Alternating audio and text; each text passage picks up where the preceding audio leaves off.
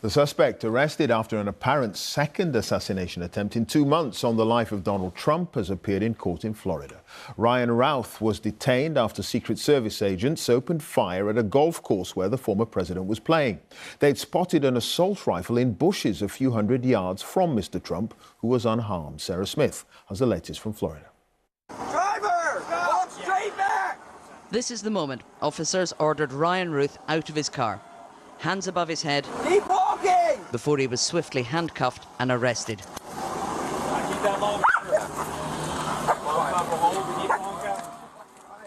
The 58-year-old had spent over 12 hours waiting for Donald Trump. From North Carolina originally. 2 years ago, he spoke to Newsweek from Ukraine about his attempts to recruit volunteers to fight invading Russian forces. If the governments will not send their official military, then we civilians have to pick up the torch and make this thing happen. In one social media post, he said he was prepared to die in Ukraine. In another, he mentioned voting for Donald Trump in 2016, but claims to have become disillusioned. Donald Trump was playing golf on his own course when Secret Service agents spotted a rifle sticking out of the bushes. Agents opened fire 4 or 5 times, and the suspect fled the scene. The Secret Service said President Biden had already ordered increased security for Donald Trump, and that it was in place yesterday.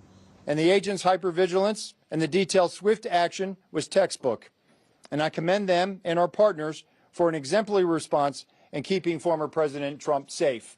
At the scene, 2 backpacks were recovered along with a rifle and scope as well as a camera, all far too close for comfort to former President Trump. Joe Biden said today there is no place in America for political violence. I've always condemned political violence. I always will in America. In America, we resolve our differences peacefully at the ballot box, not at the end of a gun. America suffered too many times the tragedy of an assassin's bullet. Take a look at what happened. Since the first assassination attempt against Mr. Trump 2 months ago, when he was slightly injured and one supporter killed, there have been concerns about the level of protection he's getting and whether it's enough.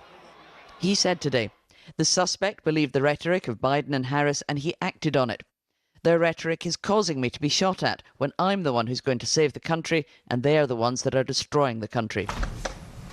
In last week's presidential debate, Mr. Trump appeared to blame Democrats for the first attempt on his life. I probably took a bullet to the head because of the things that they say about me. They talk about democracy. I'm a threat to democracy. They're the threat to democracy.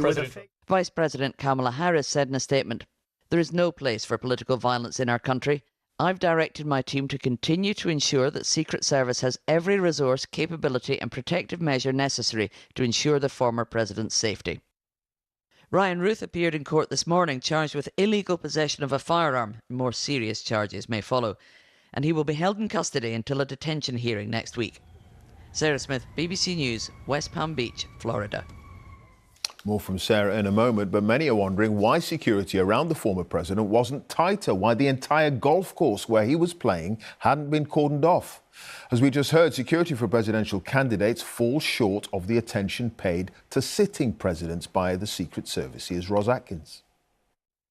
The Trump International Golf Club spreads across 330 acres, and Donald Trump plays there regularly.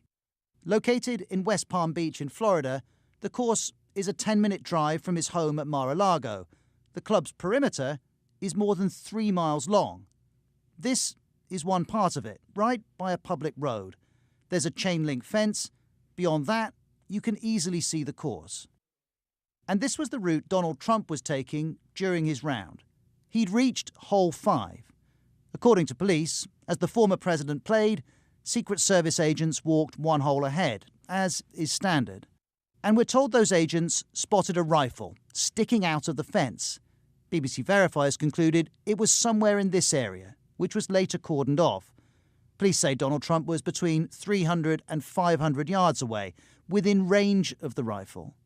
These events in Florida happened while Mr. Trump's safety during this election campaign was already under greater scrutiny because of a major security failure in July.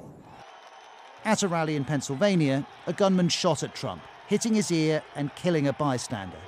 The head of the Secret Service resigned days later.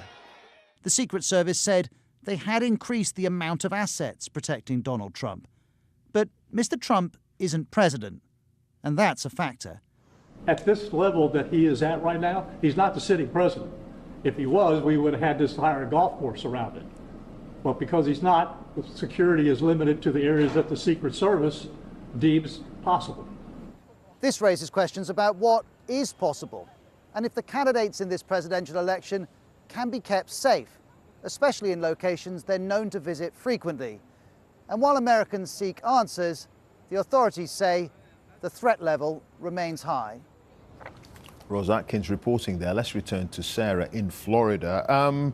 Will we now see, do you think, Sarah, tightening up of the security around not just Mr. Trump, but also Kamala Harris? Well, interestingly, the acting director of the Secret Service just said to us in the last hour or so that the footprint of security around Donald Trump now is very similar to what he had when he was president. And that is because after that attempt in his life 2 months ago in Pennsylvania, President Biden ordered that both former President Donald Trump and Vice President Kamala Harris receive the very highest levels of Secret Service protection. And those increased assets, we're told, were in place yesterday protecting Donald Trump. One thing that I think is quite different, though, from a couple of months ago after that first attempt in his life is how he is prepared to directly blame his political opponents for what he says is rhetoric that is causing these attempts on his life, saying that it's incendiary language that is doing this in this rather overheated election campaign.